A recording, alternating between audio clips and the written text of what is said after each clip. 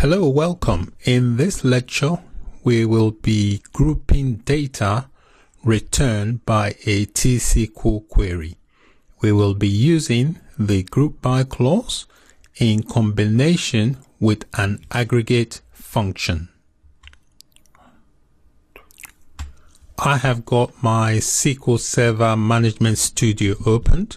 So let's open up a new query window. This is where we will write our query. On the left here is the databases and other objects. We will be using the AdventureWorks 2014 database. So click on the drop down and have it selected. And then we'll be using a table. We'll be using the person table. There are different schemas here. We'll be using the person schema, and the address table. So the name of the table we'll use for this illustration is the address, and the schema is the person schema. What I need to show you first is what the output of the query will look like without a group by, and then what it looks like using a group by. To save a bit of time, I have written the query already. Let me just run through that with you. On line 1 here, we've used the use keyword. Basically what this does is specifies the database you want to use for the query, just in case the database is not selected from the drop-down list here. So this also enforces the script to use the database you have specified. The goal here is just a signal for you to begin your query. Line 4 to 6 is where the query is really. So line 4 here, I've used the select keyword here, and I have selected a column. So the column I've selected is this column here, city. On line 5 is where I specified the schema and the table. So on line 5 here, the schema is the person schema, and the table is address.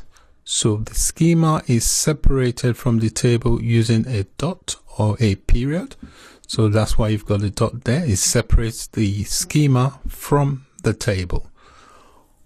On line 6, I have used an order by clause to filter or the order in which the data is returned. So actually what I'll do, let me run the query without the order by so you can see why I've used the order by. So I'll go execute.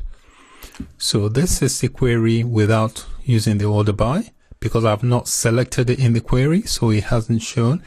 If you notice the way the data is returned here, they are not in particular order. So if you look at it, it's not in order. I want it to be alphabetical, so that way I can see all the duplicates in this output. So to do that, I'm going to use the order by. So the order by city, which is by the column, and it should list them in alphabetical order because I have not specified a descending or ascending order, but the default is ascending. So let me execute. So you can see it's a lot easier now. I can see all the duplicates and so on. So that's what the order by does. All right. So the purpose of this is just to make the data returned more readable. So we can see clearly all the duplicates there. This is some of them. Take note of the rows here. This is the total rows returned. Okay. 19,614. Okay, so take note of that. 19,614.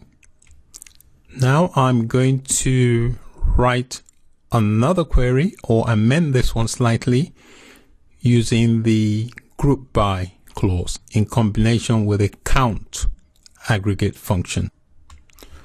So this is the second query I've written using the group by clause. So on line 9 here, I've selected the column, which is the city from this table. I have also used an aggregate function. The count is an aggregate function. You notice you got the asterisk next to it, which means it counts everything. So that's what the count function is. And then obviously I want the output of the count to be presented in a column.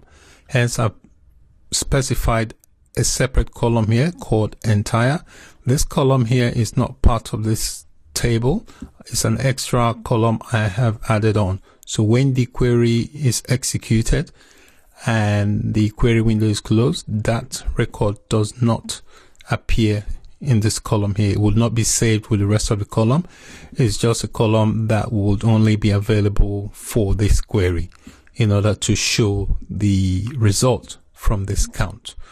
So line 11 is where I've applied the group by. So I've said it should group the result of the output by the city. So this all here is the output from the previous query. What the group by will do, it will now group these and provide a count, thereby reducing the total number of rows. So take note, the first query we ran returned 19,614 rows.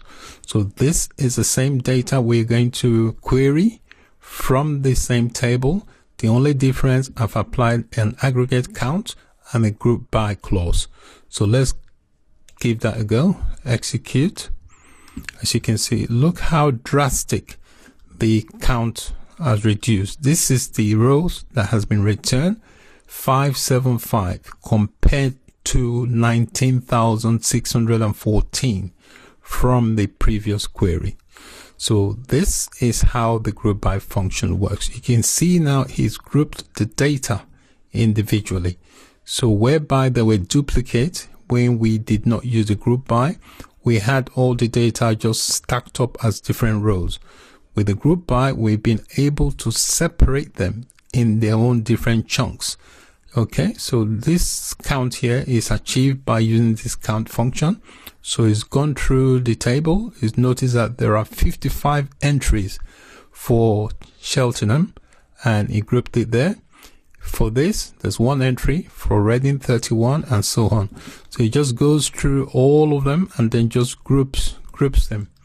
So this is how the group by clause works in grouping data. As you can see, it has drastically reduced the number of records returned by this query. Thank you so much for your time. Please let me know if you've got any questions. In this lecture, we looked at grouping data using the group by clause in combination with aggregate function.